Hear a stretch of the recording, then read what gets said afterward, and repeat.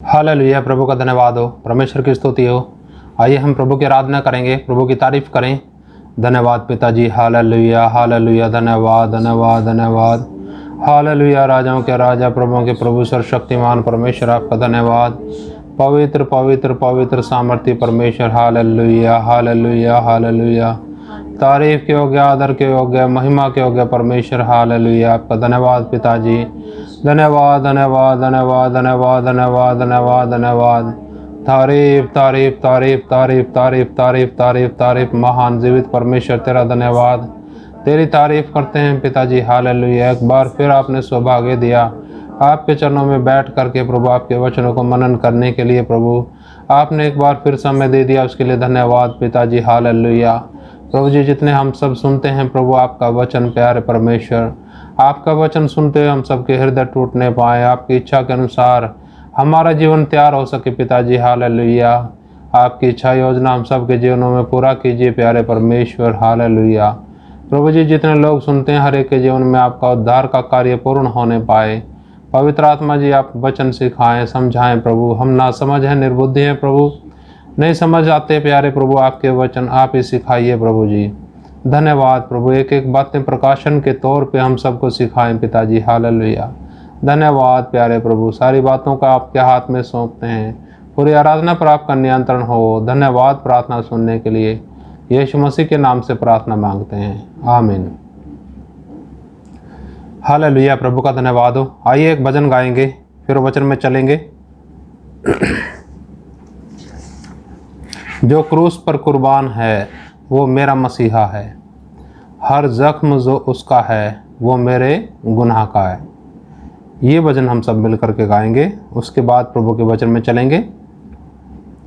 जो क्रूस पे कुर्बान है वो मेरा मसीहा है, हर जख्म जो उसका है वो मेरे गुनाह का है।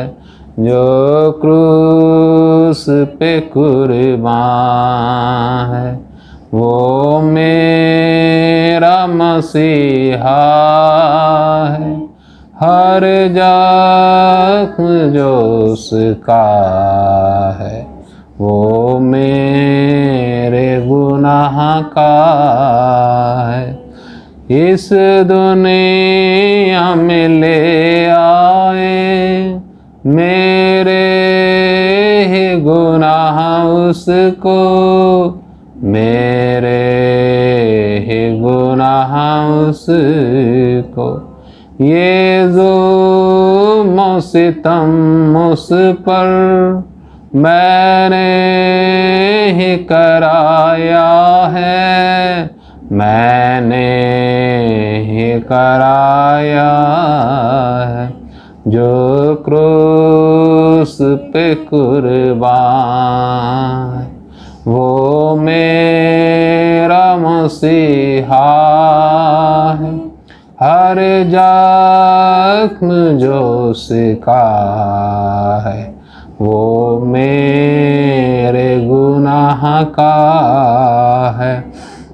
इंसान है वो कामिल और सच्चा खुदा वो है, और सच्चा खुदा वो है।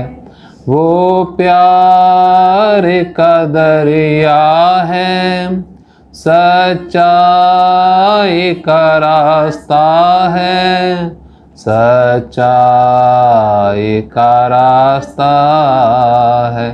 जो क्रूस पे कुर्बान है वो मेरा मसीहा है, हर जख्म जो उसका है वो मेरे गुनाह का है। देने को मुझे जीवन खुद मौत सही उसने, खुद मौत सही उसने, क्या खूब है कुर्बानी, क्या प्यार अनोखा है, क्या प्यार अनोखा है, जो क्रूस पे कुर्बान है, वो मेरा मसीहा है। हर जख्म जो सिखा है, वो मेरे गुनाह का है, वो मेरे गुनाह का है। हालेलुया, प्रभु का धन्यवाद। जो क्रूस पर कुर्बान है वो मेरा मसीहा है। हर जख्म जो उसका है वो मेरे गुनाह का है। प्रभु का धन्यवाद। आइए प्रियो, हम प्रभु के वचन में चलेंगे और हम प्रभु के वचन में आज देखने जा रहे हैं मसीह में नया जीवन। इस विषय के ऊपर हम वचन में देखेंगे। आइए निकालेंगे हम प्रभु के वचन में इफिसियों की पत्री, उसका 4 अध्याय, उसका 17 वचन से कुछ हम मनन करेंगे और कुछ लगातार आज हम वचन देखेंगे। इसमें कोई विशेष टॉपिक नहीं है, इस टॉपिक के ऊपर ही ये बातें हैं जो इसमें लगातार हम देखेंगे। एक ही जगह से कोशिश करेंगे हम देखने के लिए वचन को।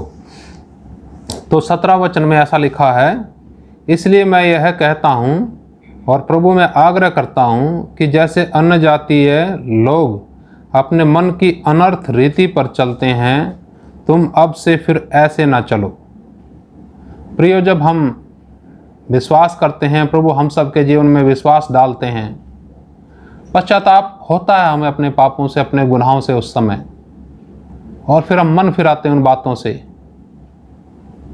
फिर हम क्या करते हैं, बपतिस्मा ले करके यीशु मसीह के वचन के अनुसार चलने की कोशिश करते हैं। बहुत दफ़ा, ज़्यादातर ऐसा होता है कि हम बुद्धि के अनुसार चलते हैं, लोगों की सलाह के अनुसार चलते हैं, दूसरों को देख करके चलते हैं जैसे दूसरे लोग चलते हैं। तो उस विषय में प्रभु का वचन हमें प्रकाश देता है, हमारे मार्ग में उजियाला करता है। जिस मार्ग में हमें जाना है वो मार्ग हमें दिखाता है परमेश्वर का वचन। तो इस वचन को हमें समझना है। एक विश्वासी व्यक्ति को जो प्रभु पर विश्वास करता है, हमारा चाल चलन मसीह में होना कैसा चाहिए।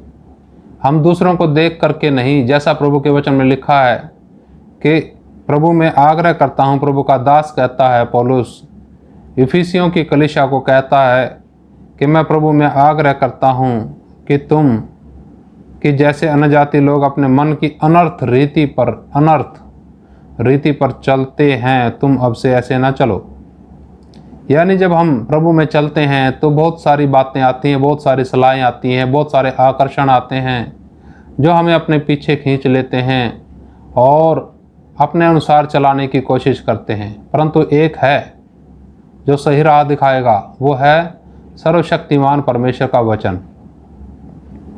18 वचन में लिखा, क्योंकि उनकी बुद्धि अंधेरी हो गई है और उस अज्ञानता के कारण जो उनमें है और उनके मन की कठोरता के कारण वे परमेश्वर के जीवन से अलग किए हुए हैं। कौन लोग? जो लोग मसीह पर विश्वास नहीं करते, वो लोग कैसे हो गए हैं? लिखा कठोर हैं, हृदय कठोर है। और क्या करते हैं? वचन कहता अज्ञानता के कारण क्या हो गया? उनकी बुद्धि अंधेरी हो गई है। ज्ञान उनके पास बहुत है, हर एक को ज्ञान देंगे, हर एक को ज्ञान बांटने की कोशिश करेंगे, परंतु वो ज्ञान के द्वारा व्यक्ति भटक जाता है, सही रास्ते पे नहीं चलता। वो भौतिक और सांसारिक ज्ञान है जो शारीरिक लाभ के लिए हो सकता है, परंतु आत्मा से उसका कोई लाभ नहीं है। इसलिए प्रभु का वचन कहता है कि वे लोग क्या हो गए? परमेश्वर के जीवन से अलग हो गए कठोरता के कारण। ऐसे लोगों के पास परमेश्वर का शुभ संदेश भी पहुंचा है, वचन भी पहुंचा है परमेश्वर के दासों के द्वारा, परंतु उन्होंने कठोरता के कारण उस वचन को स्वीकार नहीं किया। उसका कारण ये है कि उन्हें बहुत सारी वो बातें जो उनकी शारीरिकता को तृप्त करती है, वो बातें उन्हें छोड़नी पड़ती हैं। वचन में देखिए आगे लिखा है 19 वचन में, और वे सुन्न होकर लुचपन में लग गए हैं कि सब प्रकार के गंदे काम लालसा से किया करें। ये उन लोगों के विषय में है जो लोग मसीह पर विश्वास नहीं करते। इसका अर्थ ये है, ये बातें ऐसा क्यों लिखी गई है इधर? ये बातें इसलिए लिखी गई हैं क्योंकि विश्वासियों के ऊपर भी इन बातों का बड़ा प्रभाव होता है। वो भी उन्हीं की तरह चलते हैं, काम काज करते हैं, सब व्यवहार वैसा ही रहता है। इसलिए वचन में आगे लिखा है कि पर तुमने मसीह की ऐसी शिक्षा नहीं पाई। वचन कहता है कि तुमने मसीह की ऐसी शिक्षा नहीं पाई, वरन तुमने सचमुच उसी की सुनी और जैसे यीशु में सत्य है उसी में सिखाए भी गए। अब ये जो शिक्षा है, सिखाए गए, आप लोगों को ज्ञान मिला, परमेश्वर के वचन के द्वारा ज्ञान मिला, परमेश्वर के वचन के द्वारा शिक्षा मिली। जो परमेश्वर के वचन का ज्ञान है, परमेश्वर के वचन की शिक्षा है, उसके अंदर घमंड नहीं होता। उसमें हमें मालूम पड़ जाता है कि इसमें हमारा कुछ अपना नहीं है। सर्वशक्तिमान परमेश्वर ने एक उपहार के रूप में, भेंट के रूप में हमें दिया है, तो हम घमंड क्यों करें? हम अपने किसी भी बात पर घमंड नहीं कर सकते सिवाय परमेश्वर के। परमेश्वर ही हमारे घमंड का कारण हो, बुद्धि और ज्ञान और शिक्षा नहीं। शिक्षा जरूर परमेश्वर के वचन से मिली है, परंतु हमें यीशु पर ही घमंड करना है, ज्ञान पर घमंड नहीं करना। लिखा वचन में कि तुम पिछले चाल चलन के पुराने मनुष्य तब को जो भरमाने वाली अभिलाषाओं के अनुसार भ्रष्ट होता जाता है उतार डालो। यानी शिक्षा मिली है। शिक्षा मिलने का अर्थ ये नहीं है कि पुराना मनुष्य तब उनका उतर गया। इसके लिए शिक्षा प्राप्त करते हुए अपने आप यत्न करना, अपने आप कोशिश करनी है। जो पुराना मनुष्य तब है, पुराना मनुष्य है, उसको क्या करना? उतार डालना है। वचन कहता है उसको क्या करना है? उतार डालना है। कोशिश करता है वो मनुष्य तो बार बार कब्जे में लेने के लिए, आपको कब्जे में लेने की कोशिश करता है, परंतु उसको उतारने के लिए परमेश्वर की वचन की शिक्षा सबसे पहला कदम है। दूसरा, उस शिक्षा को अपने जीवन के अंदर लागू करना दूसरा कदम है।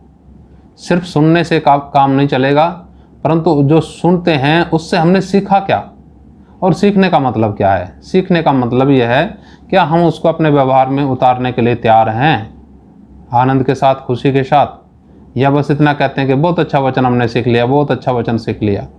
उससे काम नहीं चलेगा। खाना मान लीजिए बहुत अच्छा है, पर आपने वो खाया नहीं, तो आपके शरीर में उससे क्या लाभ होगा? जितना मर्जी अच्छा खाना हो, जब तक उसका लाभ आपको नहीं पहुंच सकता, जब तक आप उस खाने को नहीं खाते। इसलिए प्रियो, जो ये खाना है आत्मिक भोजन है, इस भोजन को हमें चबा चबा के खाना है, हजम करना है। इसके द्वारा जीवन मिलता है, वो जीवन जो कभी भी समाप्त नहीं होता।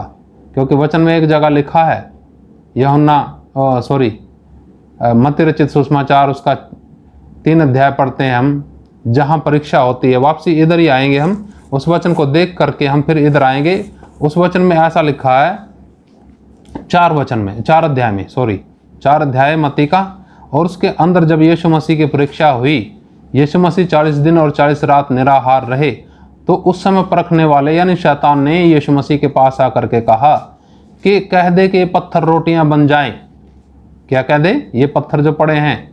इसका मतलब यह है, जब यीशु मसीह की परीक्षा हुई तो यीशु मसीह पहाड़ों में, पत्थरों में था, बियाबान जंगल में, पहाड़ी और इलाके में था, उधर पत्थर थे। तो उस समय शैतान ने बोला कि कह दे कि ये पत्थर रोटी बन जाएं और तू क्या कर ले, है खा लेना। तब क्या है यहाँ लिखा, तो कह दे कि ये पत्थर रोटियां बन जाएं। तब यीशु ने क्या बोला? प्रभु यीशु मसीह जी ने ऐसा बोला कि मनुष्य केवल रोटी ही से नहीं, परंतु हर एक वचन से जो परमेश्वर के मुख से निकलता है जीवित रहेगा। प्रियो, ये जीवन मिलेगा कब? इतना कहने से काम नहीं चलेगा कि वचन बहुत अच्छा है, वचन खरा है, परंतु इस वचन को, इस भोजन को हमें खाना है, तब ही जीवन मिलेगा। प्रभु यीशु मसीह जी कहते हैं कि मनुष्य केवल रोटी ही से नहीं परंतु हर एक उस वचन से जो परमेश्वर के मुख से निकलता है जीवित रहेगा। हमारा विश्वास है ये जो वचन हैं ये परमेश्वर के आत्मा के द्वारा लिखे गए हैं, परमेश्वर के दासों ने लिखे हैं, परंतु इन्हें लिखने का काम असली परमेश्वर की आत्मा की प्रेरणा है। परमेश्वर ने अपने दासों के द्वारा जो लिखवाया वो आप तक हम तक है। तो प्रभु का वचन कहता है कि क्या करो, लिखा वचन के अंदर कि पिछले चाल चलन के पुराने मनुष्य तब को जो भरमाने वाली अभिलाषाओं के अनुसार भ्रष्ट होता जाता है उतार डालो। यानी अभिलाषाओं के अनुसार ये क्या होता जाता है, भ्रष्ट होता जाता है। पुराने मनुष्य तब के अंदर अभिलाषाएं हैं, नए मनुष्य तब के अंदर कोई अभिलाषा नहीं है। वो जो नया मनुष्य तब जिस व्यक्ति के अंदर है वो परमेश्वर को समर्पित है, वो टस से मस नहीं हिलता, वो परमेश्वर की इच्छा पूरी करने के लिए हर प्रकार का कष्ट आनंद के साथ उठाएगा, बदनामी आनंद के साथ उठाएगा। परंतु उस नए मनुष्य तब के अंदर परमेश्वर की इच्छा पूरी होती है। तो पुराने मनुष्य तब के अंदर अभिलाषाएं हैं, उसको क्या करना है, लिखा उतार डालो। ये उतारने का काम एक दिन का नहीं है, इसमें समय लग सकता है, समय लगेगा। कितना समय लगेगा, पूरी जिंदगी इसके अंदर लगेगी, परंतु इससे हारना नहीं। इसे जैसे जैसे ये कब्जा करता है वैसे वैसे इसको उतारना है। और क्या करना है, आगे लिखा है 23 वचन में, और अपने मन के आत्मिक स्वभाव में नए बनते जाओ। उसको उतारना है पुराने मनुष्य तब को। और आगे लिखा अपने मन के आत्मिक स्वभाव में नए बनते जाओ और नए मनुष्य तब को पहन लो जो परमेश्वर के अनुरूप सत्य की धार्मिकता और पवित्रता में सृजा गया है। यानी पुराने मनुष्य तब को उतारना है और नए मनुष्य तब को पहनना है जो कैसे रचा गया, सत्य की धार्मिकता। कैसे, परमेश्वर के अनुरूप सत्य की धार्मिकता और पवित्रता में सृजा गया। वो नया मनुष्य तब सत्य यानी परमेश्वर उसके द्वारा सृजा गया, अविनाशी बीज के द्वारा सृजा गया। उस मनुष्य तब को क्या कर लो, पहन लो और मन के आत्मिक स्वभाव में नए बनते जाओ। ये होगा कैसे, जैसे जैसे हम प्रभु के साथ अपना आत्मिक जीवन और अच्छाई के साथ विश्वास योग्यता के साथ व्यतीत करेंगे वैसे ही हमारा मन नया होता जाएगा। और लिखा है आत्मिक स्वभाव में बनते जाएंगे हम, आत्मिक स्वभाव हमारा निखर करके प्रकट होता जाएगा। और फिर जो नया मनुष्य तब है अंदर वो भी, उसको भी बढ़ने का अवसर मिलेगा, वो भी परमेश्वर के समानता स्वरूप में बढ़ सकता है। कब, जब हमारा संबंध परमेश्वर के साथ और मजबूती का रहेगा और पुराने मनुष्य तब के साथ हम संघर्ष करते हुए उसको प्रतिदिन उतारते रहेंगे और आत्मिक स्वभाव में हम नए बनते जाएंगे। प्रभु का धन्यवाद हो इन वचनों के लिए। इन वचनों के अंदर और भी हम काफ़ी चीज़ें देख सकते हैं, थोड़ा सा और चलेंगे वचन के अंदर। इस कारण झूठ बोलना छोड़कर हर एक अपने पड़ोसी से सच बोले। क्या करना है फिर, इसमें काफ़ी सारी बातें इसमें बताई गई हैं। इस कारण झूठ बोलना छोड़कर हर एक अपने पड़ोसी से सच बोले क्योंकि हम आपस में एक दूसरे के अंग हैं। इसका मतलब समझ रहे हैं, इसका मतलब यह पड़ोसी का मतलब विश्वासी, क्योंकि हम एक दूसरे के क्या हैं, अंग हैं। विश्वासी आपस में गपशप झूठ बातें बोलते रहते हैं, इधर उधर की बातें। वहाँ पर वचन में लिखा है जब हम मसीह में विश्वास करते हैं तब हमारा जीवन होना कैसा चाहिए। झूठ बोलना छोड़कर अपने पड़ोसी से सच बोले। कारण क्या है उसका, क्योंकि हम एक दूसरे के अंग हैं। प्रभु का धन्यवाद, परमेश्वर की स्तुति करते हैं। काफ़ी बातें इसके अंदर हैं। जब एक व्यक्ति विश्वास करता है यीशु मसीह पर, यीशु मसीह एक व्यक्ति को अंधकार के वश से छुड़ा करके अपने प्रिय पुत्र के राज में ले आता है, तो करना क्या पड़ता है उसमें एक विश्वासी को पूरा संघर्ष के साथ चलना पड़ता है। पहली बात तो ये समझना पड़ेगा कि हम थे क्या और अब हम हैं क्या, और हमारे जीवन का उद्देश्य क्या है।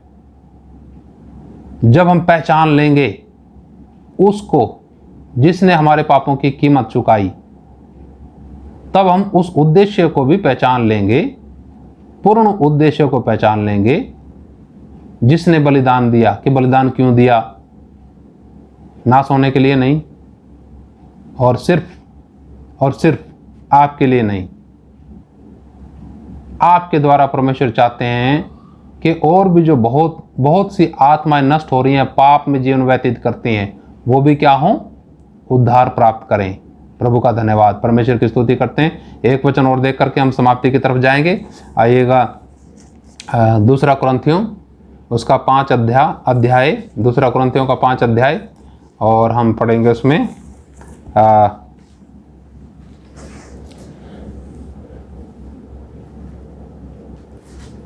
19 वचन पढ़ेंगे। यहाँ पर ऐसा लिखा है, अर्थात परमेश्वर ने मसीह में होकर अपने साथ संसार का मेल मिलाप कर लिया और उनके अपराधों का दोष उन पर नहीं लगाया, और उसने मेल मिलाप का वचन हमें सौंप दिया। हालेलुया।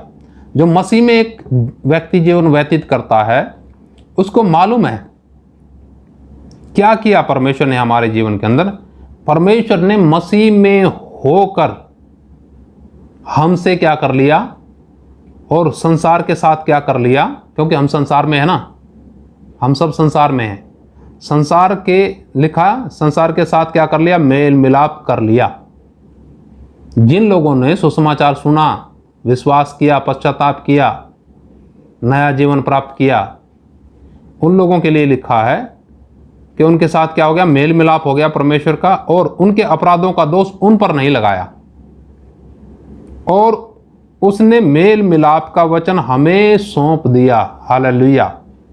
अब इस मकसद को कितने भाई और बहन समझ पाते हैं, ये नहीं समझ में आता। कोई सोचते हैं हमें सिर्फ क्या करना है? गवाही दे के छुट्टी। गवाही दे के छुट्टी नहीं है। मेल मिलाप का वचन, जब तक एक अपराधी का, एक पापी का, एक दुष्ट और कुकर्मी का मेल मिलाप परमेश्वर के साथ ना हो, तब तक हम कैसे चैन से रह सकते हैं? चैन से वही रहेगा जिसे अपने जीवन का मकसद नहीं पता। परंतु यहाँ हमारे जीवन का मकसद है। हमें मेल मिलाप का वचन उसने सौंप दिया, पर यह मेल मिलाप का वचन हमारे जीवन के अंदर कैसे काम करेगा? लोगों के अनुसार चलने से नहीं। जब हम लोगों के अनुसार जीवन व्यतीत करेंगे, लोगों की सलाह पर चलेंगे, तब क्या परमेश्वर के साथ मेल मिलाप हो जाएगा?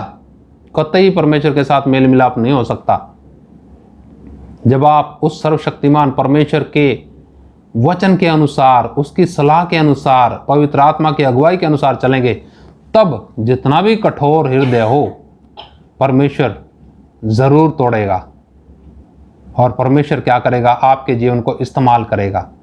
प्रभु का धन्यवाद। प्रियो, आपने समझना है मसीह में हम क्या हैं, और हमें क्या करना है? पुराने मनुष्यत्व को उतारना है, नए मनुष्यत्व को पहनना है, और आत्मिक स्वभाव में बढ़ते जाना है, क्योंकि उसने हमारे साथ मेल मिलाप कर लिया यीशु मसीह के द्वारा, और मेल मिलाप की सेवा हमें सौंप दी है।